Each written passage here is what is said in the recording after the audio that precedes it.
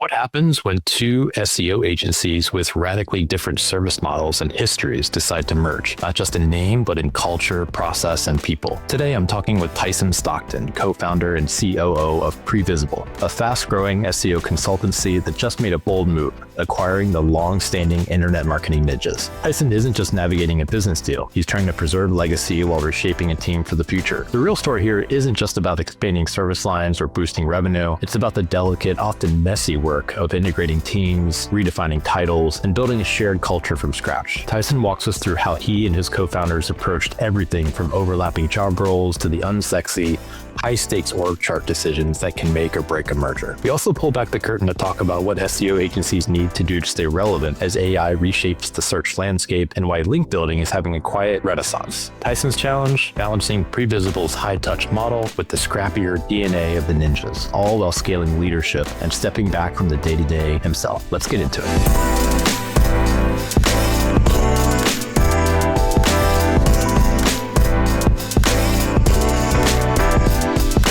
Welcome to another episode of the Page 2 podcast. As always, I'm joined by Joe DeVita, my partner at crime at Moving Traffic Media, and excited to welcome Tyson to the show. Thanks. How's it going, guys? Great. I know we originally reached out to talk more about the SEO Jobs Report, but since we've gotten this locked down, there's been some big news on your part in terms of acquiring internet marketing ninjas. I know that agency has a very rich historic history in the SEO space. Would love to learn a little bit more about maybe how that came to be and how you see that fitting into your overall agency approach.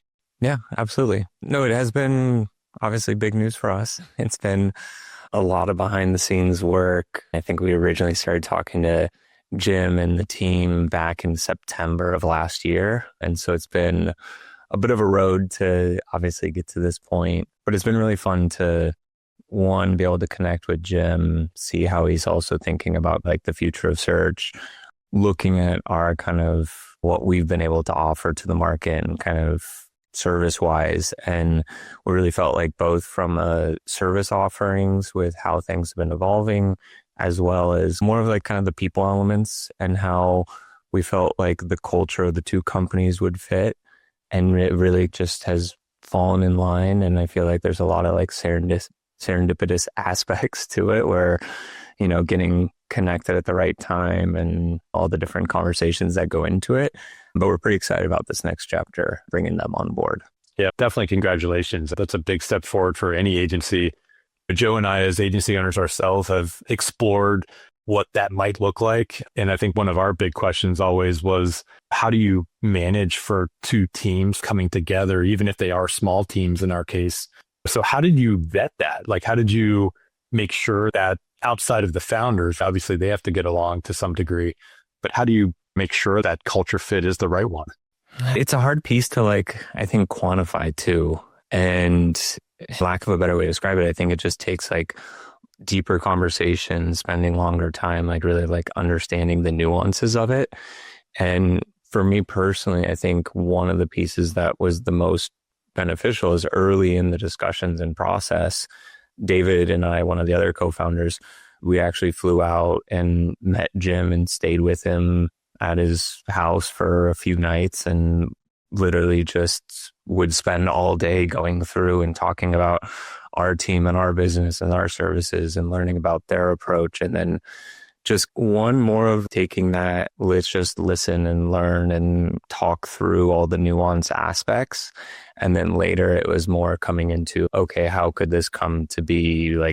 What's our strategy as far as one company, two companies, which areas maybe blended, whether it's behind the scenes, client facing. And so there's, I think, a million different scenarios that you could have on what it looks like. And the more, at least for me, that I felt like I could in-depthly understand the nature and the people and the service and stuff. And it felt like it just started making sense where the pieces would connect.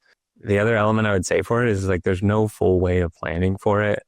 Anytime there's going to be surprises and things that you realize. And even as we put together a plan for the integration and stuff, we've been making audible changes along the ways and little course corrections. And I think that's an area too, at least as far as recommendation on my side, anyone else going through this, is be open to that. Don't be too hard set on what the plan is going to be, because you're going to find out new things. There's going to be shifts in market. We're on the cusp here of significant changes in like strategies. And we were just talking right before we got recording here, but like all of that, I think, makes it impossible to be too rigid on your initial kind of strategy and plan, and just lean into that adaptability aspect. Because as much as we try to plan out every aspect, and I'm very much in more of that mindset, it's like you have to recognize that you're not going to be able to foresee everything. And as things arise, you need to be able to adapt to them.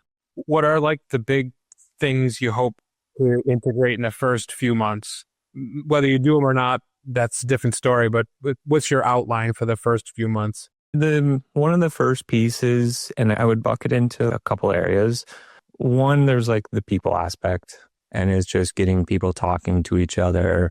When we actually had the internal announcement, we got together in person with the rest of the internet marketing ninjas team. So we had some of that FaceTime and some working sessions with the management group. And then I would say beyond the how do we socialize teams and just get people organically talking, then it's also looking at, okay, from the service offerings, and also like, how do we adjust like our org structure? Are there areas that have similar shared functions that we can combine? But one area is content. We both have offered content in different forms or different capacities, but that's an area where we can find shared work and shared areas. Given the nature with like authority building and link building and stuff like that's not a service that we had covered in the past. So obviously that team's going to stay more independently operating and as they have been. So I think it's one, looking at the social kind of intangible aspects. And then the second piece, I would say it's looking more from the actual job functions and services delivered, and looking for areas that, you know, I think the teams can also learn from each other. And we're not trying to take an approach where, hey, it's just going to be this direction or the other. Like we're looking at it of, okay, there's things that we're learning from ninjas that we can adapt into Previsible, vice versa. And so I think, again, it's coming back to that, like keeping an open mind, observing, watching, and then picking up the things that, you know, more value in. Yeah, I think the other big challenge when you're integrating another business is deciding whether to merge them into like your agency or keep them separate. Internet Marketing Ninjas has such a rich history. Was that one of the drivers behind deciding to continue to operate them as separate brands, or? Yeah, that was a piece of it for sure. I remember way back when I was first even getting into SEO, and it was like, as we were into conversations, so I was like having these flashbacks of reading Jim's blog, like back in the day when I was just going through like Matt Cutts videos and whatever else. And so there was definitely like a heritage and like a legacy aspect that we wanted to keep intact, and we wanted to also honor in a lot of ways. I think for us too, it's like being that there is a different area of focus and approach to it. I think like business culture wise, we see a lot of similarities, but from like a service offerings, it's been very different. And like we have been way more high touch, full teams being assigned to clients, maybe even slightly different like client base. And Ninjas has had a different area of focus from a services provided, as well as like how they're engaging with them, and as well as what the client base is. So I think for us, it came down to a bit of the wanting to maintain some of that, what they've brought to the market and industry originally, but then also recognize that, hey, there are differences in servicing and like approaches to that. So it kind of warrants having the two separate kind of businesses or names in the market. If there was someone where it's like they're merging and it's like pretty much the same service provided, probably would, I don't know, there's always nuances, but personally I would lean to, yeah, combine them, and just the faster that you can integrate and get people working together, the better. But I think for us, it came down mainly to that heritage piece, as well as like some nuances in what's actually being delivered to the clients. Makes sense. Yeah. I think as you're thinking about the acquisition, you mentioned the link building component, and I think link building it never went away, but it's having a renaissance in the age of AI where you need this brand awareness and citations and all these sorts of things. Was that a driver behind how you were thinking about integrating that into, okay. Like 100%. It's something too, like personally, like I have not had a ton of experience in from like my own, I guess, SEO, like whether it was earlier when I was on the in-house side or search metrics. Like I think a lot of the websites that I worked with, that wasn't as much in the forefront of the efforts. And when I was in-house, there was just a wealth of knowledge that was being generated. And it was in sports specialty, like tennis in particular, where Tennis Warehouse has probably the best, honest, like actual reviews and like most in-depth content out there. So by nature, it always had a ton of links going to it. And then search metric side, I worked with a lot of larger e-commerce enterprise players like eBay or Williams Sonoma, in which case also those maybe it's not as cornerstone. But as we've been looking at how the industry is shifting, and I think you hit right on it, is it's not just linking, it's also citations. And it's also like looking ahead to how do we evolve pre-visible service to ensure the relevance and impact that we can have in AI search. And this was like one piece that I felt like we were missing in our existing services provided. And so for us, we weren't competing against each other. It's more of additive kind of functionality and like capabilities of the team. It's almost an immediate upsell to your current clients. So it's also a revenue driver in addition to acquisition of the talent and the capabilities. So really smart move. Growing Previsible from a startup to the acquisition of a well-known agency like Internet Marketing Ninjas must have been quite an effort. What sort of challenges did you come across as you were starting and building up to this point? I mean, there's a long laundry list in there as far as challenges go. And to me, I don't know, almost visualize it as like chapters, and it's each kind of stage there's been its own challenges and I don't know, like success stories and pieces to it. So I think depending on those challenges, I would say it's really at which stage and what size of the team. And I think there's some natural progression pieces where it's like when you're getting to a certain size, whether it's like number of employees, you have to change how you're approaching it and how you're functioning. And we're still in the process with this acquisition. We brought over the entire Ninjas team. It wasn't like, hey, we're just going to take like the name. And so with that comes their entire team. And so now overnight, the team's that much larger. And so I think we're still, going through some of those challenges where it's, you hit that 50 employee mark and now maybe you're not in every single conversation and you're having to work more, and like managing a group of like managers or like directors is going to be very different than managing ICs. And so I think like each stage of growth has brought unique differences and challenges, and it's required us to revisit how we do certain things, revisit whether it's org structure, areas of focus. Like my role in particular has been the miscellaneous, like whatever pops up type, like doesn't have a full-time role yet piece. And so as we're getting larger too, it's starting to delegate that ownership, looking for other team members to step into larger roles and things like that. So I think it would really depend on what stage we're talking about, but I think each one has had its own unique set of challenges that comes with it.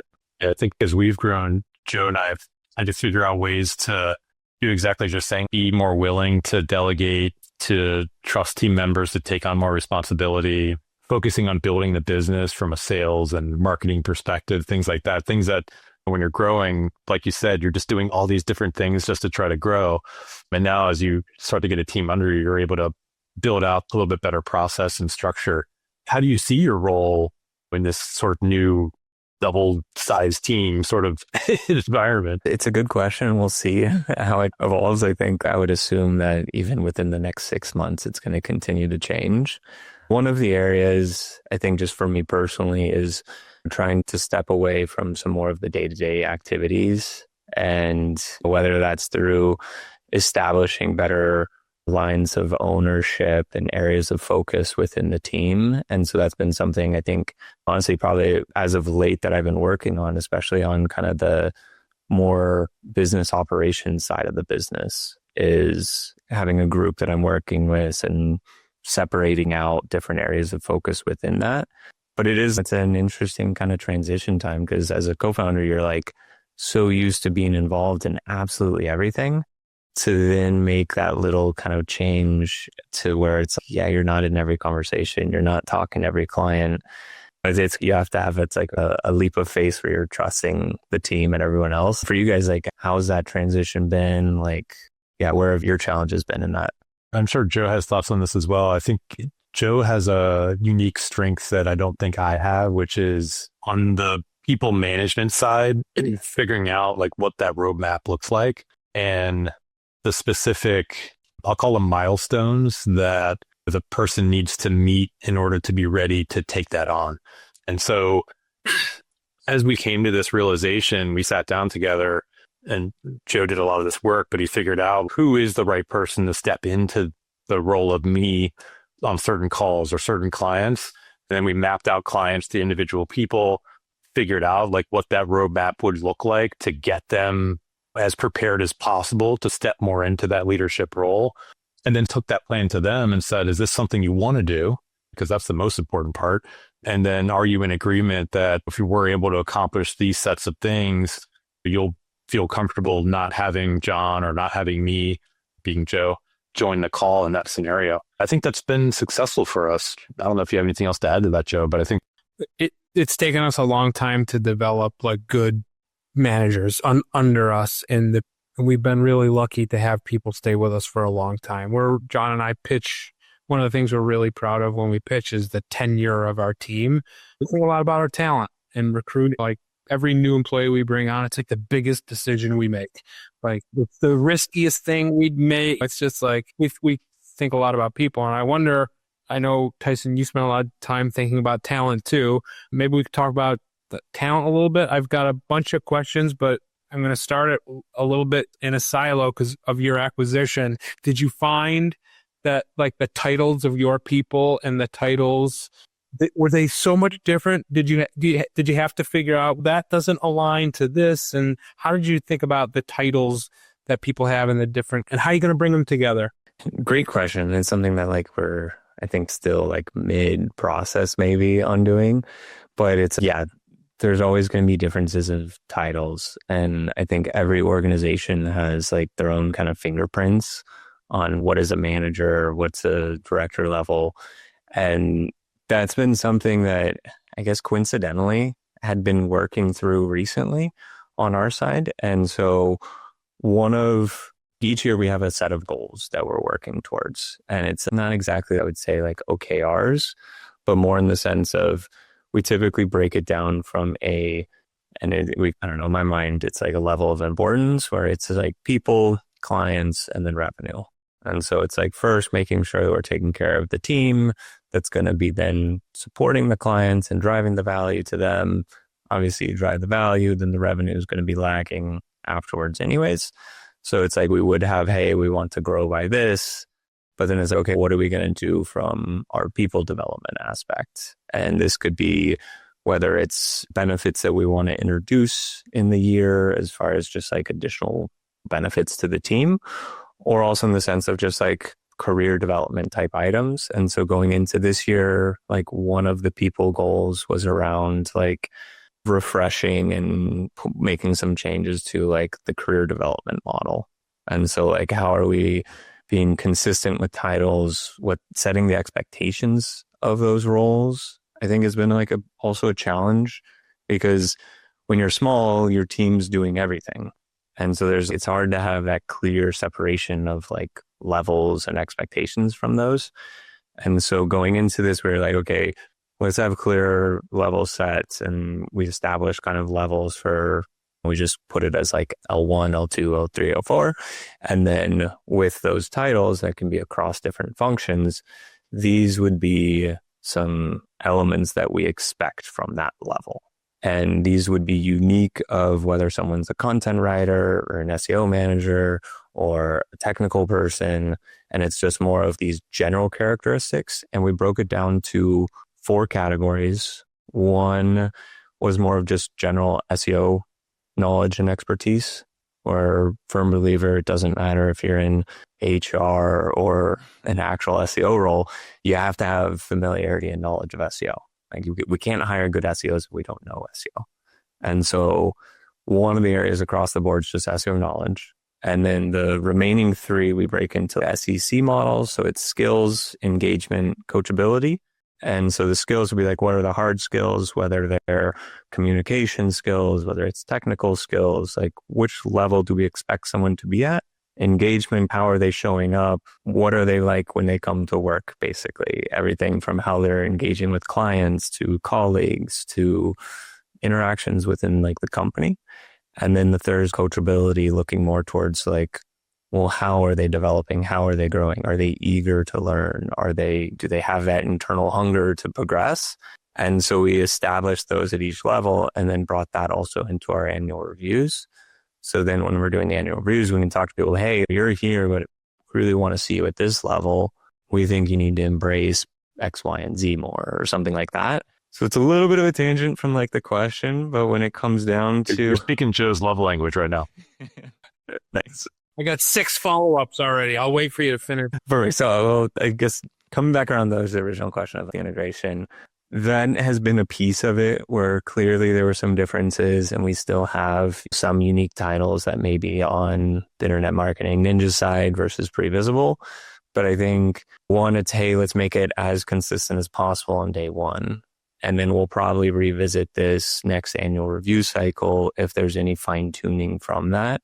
And I think our goal was initially to have, we're going to adopt and hold as much of the culture and the business of internet marketing ninjas. And that also has a structural component.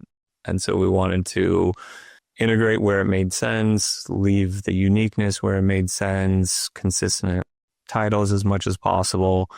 And then my goal would be next year with the annual review, then we're bringing everybody into the same career model, having that same level of expectations and do it. So it takes, I think, a little time to ease into it. And I wouldn't want to force something too quickly.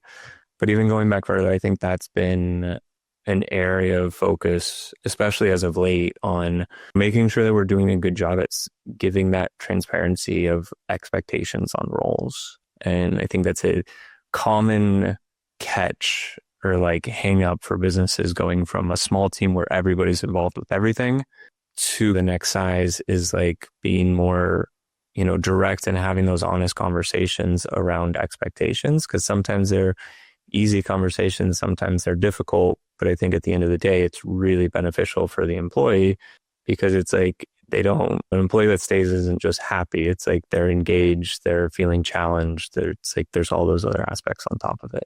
So you mentioned the L1, L2, L3, L4, maybe you have 10 levels. You don't have to tell us, but in each of those levels, there's a group of titles that you say these titles fits into L1. Maybe there's a salary range too. And your L1s are these 5 titles. The salary range is X to Y. And here are the skills expectations, communication expectations. Maybe your entry-level analyst is your L1 and your VP of whatever is L10. I know you're not a 10-year-old company yet, but what is the path? If you brought someone in and they stayed with you forever and did all the right things, what is the path from the top? Like, what do you think a typical path would be for like a lifer at your company, starting out of college or whatever, and then becoming a leader under you? What would that look like? Yeah, excellent question. And for us, it's like we use kind of the tail end of the title as like the unifying factor. And that's how I think you can make it consistent across content or technical or HR. And so it's like you have your associate manager, associate director, team lead, VP, et cetera, et cetera. And so from that would be like the starting point. One area, and sorry, it's a little bit of a side topic, but salary ranges we haven't been able to implement, in all honesty, across like the board, because you see so much difference between whether it's content or technical. And so I think those I'm looking more of making consistent within a department level versus a company level, because it's like, yeah, different functions are going to have different areas. If you bring in a senior developer, that might be very different than someone that's I don't know, a more standard SEO or like an HR person or a salesperson. So like comp has been a tougher one to be consistent across departments. Within the department, it's easy enough, but I think that would be like the other challenge. The pathway, I guess the way to break it down is first in the model, I wanted to make sure there was something for both like people management and individual contributors. And so wanted to have basically the progression opportunity for someone that doesn't want to people manage, and you have some like super talented, really powerful employees that may not have an interest in managing people. And so I think first it's establishing, hey, you have two paths. Doesn't matter if you're going to be people managers or you're going to be an expert and residents on our side. Like you have these two areas. These are the universal criteria on the company level of L1, L2, L3. And like the next piece that we're embarking on is setting also those competencies and criteria within the department. Because again, like L, who leads our content team, is going to have different requirements for a content associate versus a content manager. And similarly on the SEO team, there's going to be a difference of expectations between an analyst and a manager. The managers have some consistencies, but it's that next level. And then we would bring that into the annual reviews. Hey, this is where you're at. This is either where you're over the mark. These are the areas that we need to see you step into further. And then setting that plan in the annual review of, hey, this is like what we are going to be working on to get you to that next step. And this is an area, honestly, it's like I feel like we're still developing and leaning into. But my goal is people coming out of like their annual review, they have alignment on what their expectations of their current position is, as well as what the next one above is. And then depending on that individual, we're setting different goals from the 3, 6, 12-month marker for them to grow throughout the year. And that could be totally different depending on the individual. We do sometimes bring in friends or people from the outside to do trainings with the team. We have some kind of like ongoing ones where we'll identify someone that we feel like, hey, this person really needs to improve in technical. Okay, we're going to connect them with so-and-so for a monthly kind of conversation that's outside of the direct reporting lines, because you have a different dynamic when you have a direct manager saying something versus a colleague. And so I think ideally it's being clear again on those expectations of, hey, this is what you need to do to get to that next level. This is what we're going to do to work on together to get to that next level. And then the hope or push is the direct managers bringing that into their one-on-ones. And it's not just a one-time conversation, but it's just constantly being touched on throughout the entire year. And I always tell the team too, like if someone's surprised at their annual review, like there's been a fail on the manager side. Like there should be no surprises at that stage. It's just more of like really like blocking the time to have those deeper conversations and finding where that intersection is between individual interests and business need. And that's like always the big push. That idea of bringing in friends to cross-train your, John, we've never even really talked about that, but we have such a good network of like really great SEOs. I wonder, should we stop doing some of the training? Should we stop training people on how we like to do technical audits and content audits? Maybe just bring in someone else to give like a wider perspective to people. We never even really talked about it. So it's brilliant. Like I used to lead like SEO office hours where it was just like open-ended. Like I would maybe come with some new tools or like an idea or something, but the conversation wasn't always fluid because I'm like the co-founder of the agency, and it's just a different dynamic than like someone who is perceived to maybe judge them differently or not judge them at all. And yeah, it's a smart thing to talk about. Yeah, we should definitely take that one. And I think too, it's like, I would keep doing your, like how you want the work done, because it's your agency. At the end of the day, you need them following your path. But I think sometimes just doing that, maybe different questions come out. And I think at least from our agency side, we're not territorial too. So it's like, if you guys were like, hey, like would love you to come in and talk about stakeholder management with our team. It's cool. Like we can have that kind of collaboration piece. But then sometimes it's looking outside of SEO Like I remember we had a couple of situations where it was like expectation management of clients. And so to do that, I reached out to someone that I worked with her, I think, at a few different companies over the years, where Cars.com was one, Wyzant was another, went over to Basecamp, and she's not an SEO, like she was a COO. And I asked her, hey, can you come talk to my team? And I want them to hear from you what you expect from an agency partner on the kickoff on 3 months in. What are the areas that annoy you or frustrate you? What are the pain points? And I think those conversations are really interesting because then they hear directly from someone else. And funny enough, in that one, she actually did, one of the questions was, what are things to avoid?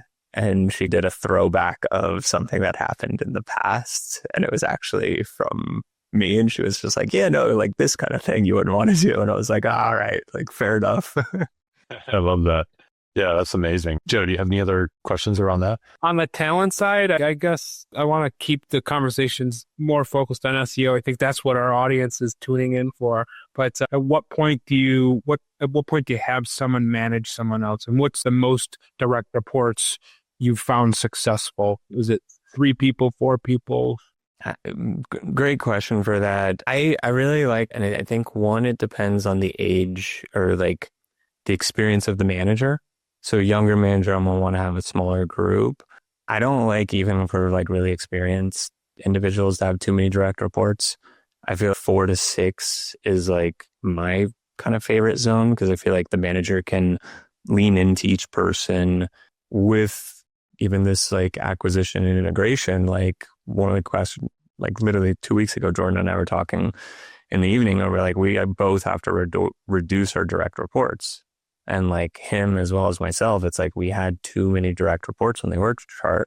And so it made me look back at my team and have some honest, like more of, I guess, just being honest with myself of, okay, what really makes sense here? Like, why maybe am I holding on to this direct report, or what would I need? Like, why maybe have I not done that? And then thinking, is it a structure piece? Is it where that individual is at from their career development? But I think like the number of direct reports is huge. And yeah, to me, like anything over that, like 8 to 10, I would really question if the manager is being able to lean in as much as you'd want to, develop the individuals. Maybe that's a good segue into the SEO Jobs Report. We had Nick Leroy on. He was our first guest of the season. And similar to this conversation, we got onto like such great topics that we didn't even really get to cover the SEO Jobs Report. But I guess you've done this for a couple of years now, right? Or was this? Yeah, this was our first proper one. Like it's been something we've been working on for a while. I had conversations too, and I think it's part of what I was saying, like non-territorial. I was like, we had conversations with Nick, and I was like, okay, like we like this guy, like we should find something to partner on. And he had done a previous one that was like data just pulled from a quarter. And I think it was looking at, if I remember correctly, 1 quarter, then the previous quarter the following year. And going into it, we started collecting the data. And as we were getting closer to the end of the year, I reached out to him and was like, hey, this is what we've been doing. Love to also like partner with you. We wanted to support SEO jobs. And so he came into the fold on it. But what our report was across 2024, we crawled and scraped all the SEO jobs data in Google, which we found, top of mind, I think it was something like over 60 wherever sources that the jobs were coming. LinkedIn was dominant one. And I mean, you could probably guess like the big ones. Most of the positions I would say came from 10 sources, but there were quite a few in there. And basically we took almost the same approach as like rank tracking. We used some of the raw data providers, crawled, scraped, parsed it, and then used that to cluster into like consistent job titles and like levels, because everyone uses a slightly different name. Other challenges that we found was like duplications, especially like the companies that have multiple offices. They would post a job like 50 times because they have, an office in every single state. So I think that was another piece too, is we were finding like, hey, a lot of these reports, you're going to have some skewed data, because if you have 1 quarter, a lot of companies that have multiple locations, you're just going to have this crazy duplication factor. So then we had to dedupe a lot of the postings and then identify within those what are the common skill sets being asked for. And even within that, you have another challenge of then grouping skill sets, because not everyone's going to say stakeholder management. Someone might just describe it as being able to do cross-functional management or something along the lines. And it's okay, that means stakeholder management. And so we also went through using some different kind of like LLMs to cluster the actual job description points to then say, hey, technical requirements are on the rise or stakeholder management's on the rise.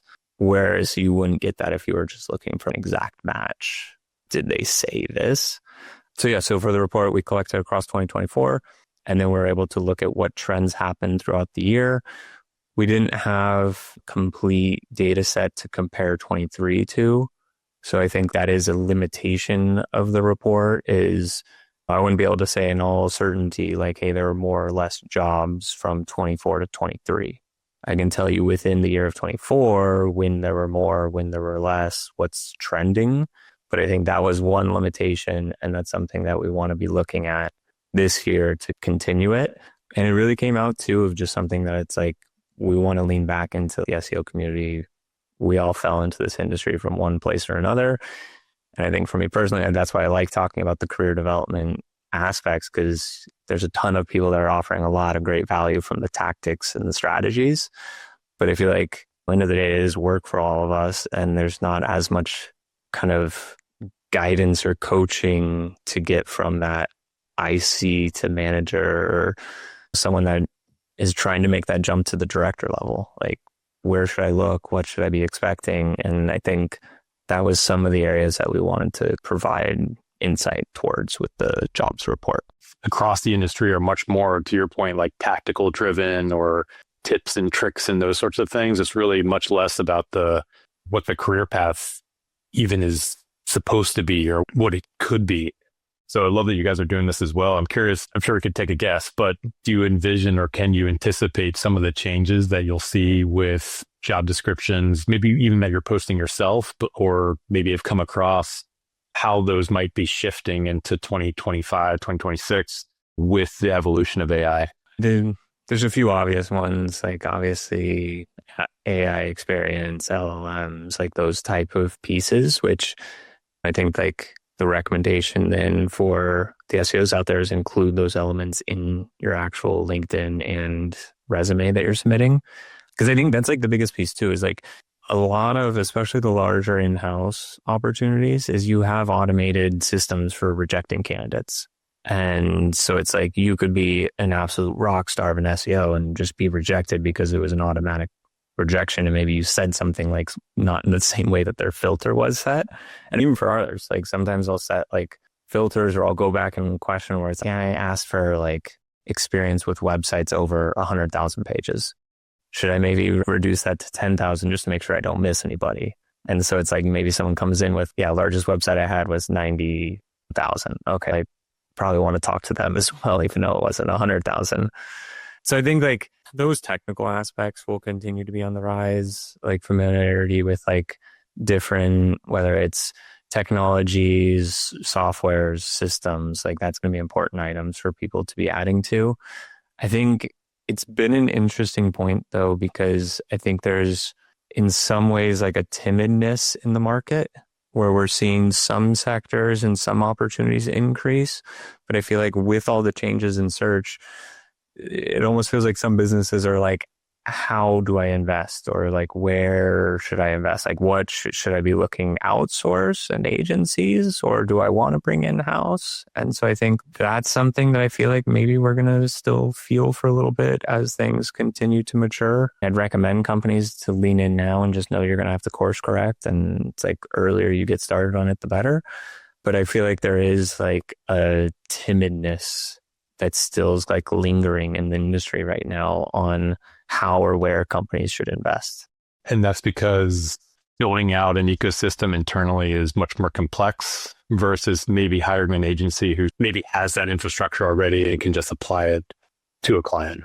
Probably too. And like, I'm sure you guys see this like with your businesses. I feel like oftentimes an SEO agency actually might be able to adapt and change quicker than a lot of these larger in-house businesses, because it's, especially at the enterprise level, like you're trying to steer like a shipping container ship that's just going to take forever to turn a little bit, where, an agency that most all the conversations around search, we're going to be able to pivot and change, reallocate resources a lot quicker. And it's like definitely something that agencies need to lean into from if you're not changing services, like that's probably going to be a challenge. Even for us, like we're making new changes to our offerings, but just yesterday, like we had a conversation in a management group where it's, there may be some things that we'll have to course correct from this. We're not sure the exact formula, and like we're going to throw out what we think is best, and then we're going to have to course correct and probably even change depending on the client, depending on the industry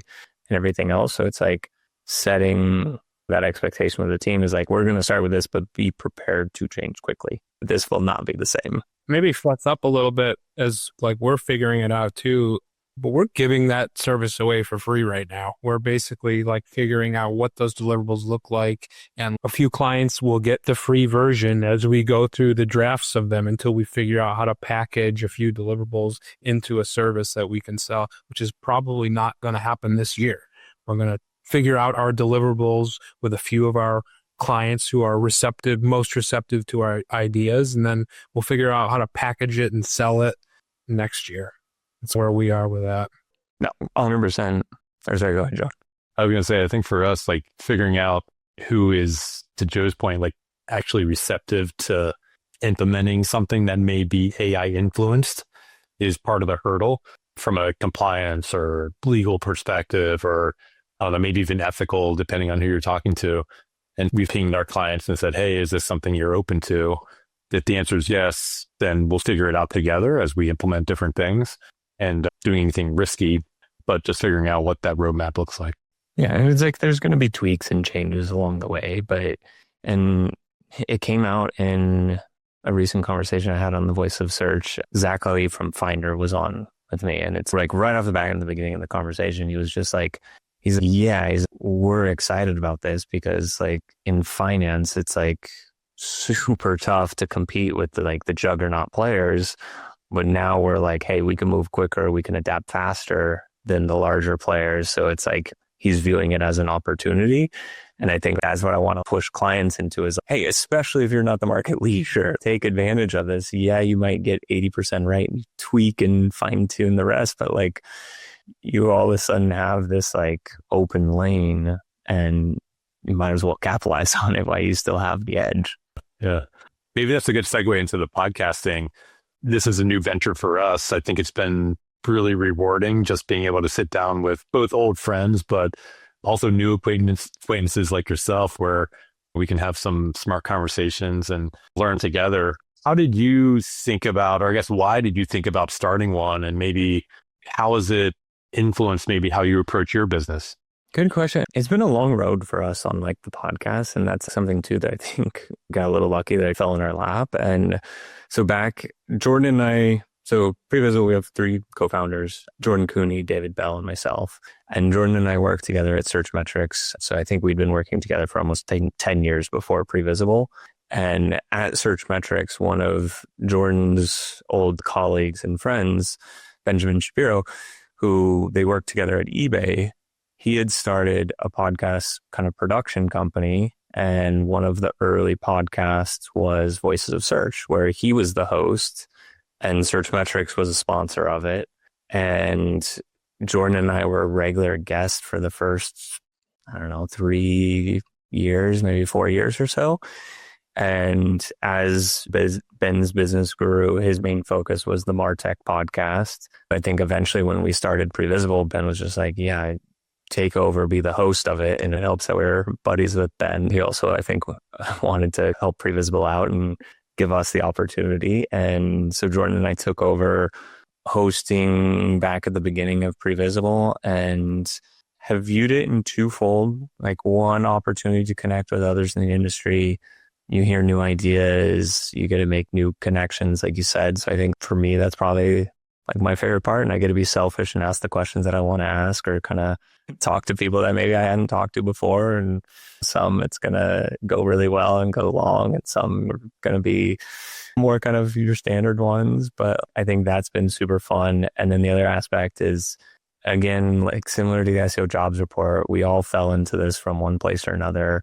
And so some sort of like contribution to that was important for us. And so I think, especially for Jordan, David, and I, it's something that, one, we see a business value for as far as just marketing and getting our name out there. But two, it's something hopefully other people can get some value from the conversations, and whether it's networking or just giving some good advice out there, hopefully it's something that has a positive impact. Yeah, I love that. Seems very similar to us. We took over this podcast. It had been defunct for about 2 years, but there was some great legacy content there starting back in 2017. And yeah, it's been a lot of fun so far. So I know we're getting close to wrapping up. I feel like we have to talk about AI a little bit. I guess to start, how are clients approaching you with questions about it or tactics? Or I think for us, we're getting lots of questions like, oh, I read this somewhere, or I heard this, not necessarily how to directly apply it to their business yet, more of just getting their arms around what is and isn't possible. Yeah, what are you hearing on your side, and how are you presenting that back to clients? It's like it's all over the board. Whereas you have some clients that are just super eager and pumped on, hey, there's something new, let's do it, let's try, whatever. You have other clients that are more on the nervous, getting a lot of pressure from the powers that be, and maybe it's even seeing some shifts in traffic and losing some of that kind of like vanity traffic that was coming in prior, and they're like, how do I manage and navigate these executive conversations? So I guess it's hard to put it into groups. I think most of the areas would be, or I guess I would bucket in 3 groups. Like one is going to be it's not coming up in conversation. We need to push the conversation, where it's like proactively, hey, we need to rethink how we're approaching content types or content selection or whatever, in that sense of like, just, hey, looking ahead, we see a need that we need to change service. And obviously that conversation is a little more of pointing at what's happening, what risk exists, why you need to do it. Then you have another one, which I think is, and maybe it's more often in like when you're working with like experienced SEO teams. And I think those conversations, there's more understanding of what work needs to be done, but they almost want more guidance into the strategy of like, how do we sell this internally? Like, how do I set expectations with the executive team? How should this be presented to cross-functional teams? And I think that's an area that we really try to lean into with our services, like especially at the enterprise level, is like navigating that environment is one of the biggest aspects of whether or not you're succeeding or failing. And so I think for that group, it's largely more of like, how can we help craft the narrative for them to use internally to mobilize on it? And then the third group is the needs there. It's probably a smaller team. Maybe there's not an SEO and we're acting basically as the SEO in the department. And it's maybe our direct champion might be like VP of growth or something like that. And those, I think it's quicker to get to that like tactical phase where it's like they're already aware of shifts. So it's not, hey, we need to convince you of anything. It's then, okay, because of this, we're going to prioritize schema over the next 30 days. And then we're going to shift our roadmap in this way. And I think those ones are probably the most straightforward of the bunch. But I think like those would be like the main common areas where I feel like we're talking to businesses in one of those like kind of categories. How about you guys? Yeah, I would say the same. I think for us in that third bucket, I think it's a mix of the second and third bucket. Like even if they know what needs to be done, there is a component of how do we position this to stakeholders or get it into a sprint planning or something like that, especially around schema where they may have done some schema in the past and the pushback is, oh, we already did that. No, we want to do some more advanced stuff, or we want to figure out how to layer schema within schema. And so I think those are some of the things that we're bumping up against. Like, how do we get additional time to expand on something that we may have already tried to tackle 6 months or 12 months ago, or maybe update. So I think the buckets are highly similar. I do think there's probably a better job we could be doing for the clients that aren't specifically asking about it, right? That sort of educational component. And that's something that we have some process that we're starting to get our arms around, like POVs, and we'll call them like mini trainings, like introduction to like what's possible. Here's how you might apply it to your site. Here's some more advanced stuff that we're seeing. And I think one of the things that we found also, I'm sure you see this as well, is if there are competitive examples that you can show where their competitive set is doing this, you're already behind message. We've seen that be pretty impactful as well. Just looking forward, is there anything AI related that you're really excited to tackle over the next like year or two? I wouldn't say like one aspect. It's more of like the general, like how, like, I think a lot of our building blocks and like the tactics aren't crazy difference. Like to me, a lot of the conversations I'm saying is, yeah, no, we're probably prioritizing things a little different. Maybe we're making shifts in content structure and elements like that. But I think for me, it's like largely, how does this change the prioritization and the strategy of when and what we're applying? I think the piece that I'm most excited about too is just, I like the new challenges. Like, I think that's what like, I don't know, I studied for my undergrad in like traditional marketing, and I thought just marketing like a tangible product where all the classes were on was just felt stagnant and stale. And so it's like, I got into more of the experience side and grad school for that, and then found SEO. And it's like that constant change element of, okay, now there's a new puzzle to solve, to me is the piece that's like most interesting. And I don't think like a lot of the fundamentals of it, and I've told people, it's like the game is still like, we're still playing the same game. Like the field changed and maybe some rules changed, but it's like essentially we're still playing the same game. And so you're still applying that same kind of hypothesis, test, measure results, adjust, course correct, apply.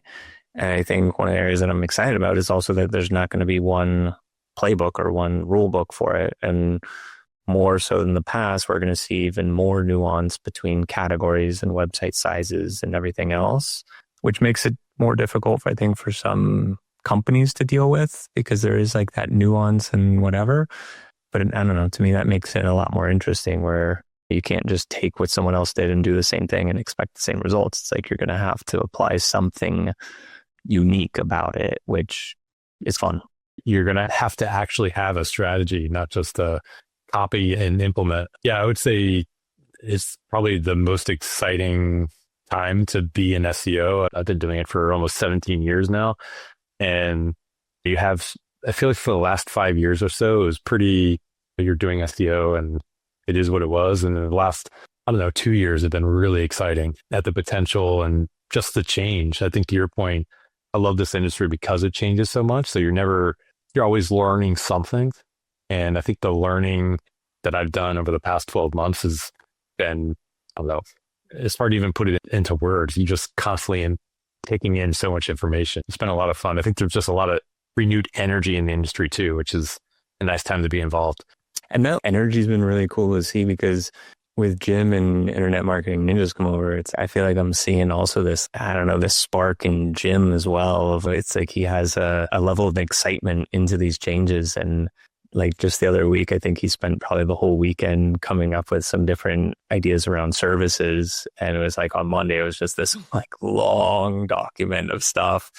And so being able to work with him and seeing also, especially David and him working together, has been really fun to watch and participate in. Having Jordan, David, Jim, myself, I think that's been just fun too, to bring in like additional kind of expertise and be able to pick Jim's brain on different aspects and things that he's seen in the past. But it's like that off-site SEO component, whether it's in citations or links or barnacle SEO type items, has been, I think, for me, a fun area too, because it feels new and it feels like something that I haven't spent as much time in the past on. And now having that expertise in that specific area with ninjas has been pretty exciting.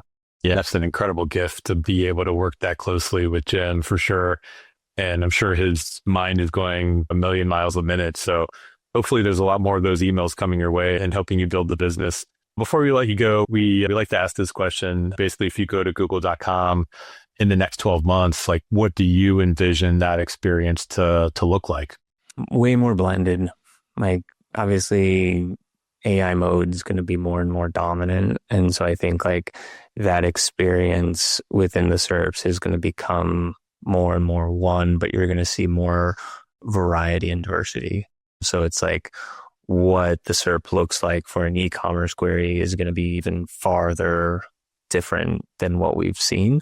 Over the last 5 years, we've seen more and more like similar products and stuff have just been dominating e-commerce. But with more and more AI mode, it's like you're going to have more nuanced variations in what the experience is based on what the query or prompt was. And so I think just that variation and level of you're going to compete in different landscapes across maybe even one domain, where you're going to have one set of landscape for your editorial, one for your e-com or transactional. And I think having that variety is going to change a little bit in strategies and tactics on kind of the more like page level. Yeah, that makes a lot of sense. Thanks again for joining the show, Tyson Stockton, everyone. And if you enjoyed the show, please remember to rate, review, and subscribe. We'll talk to you next time. Bye.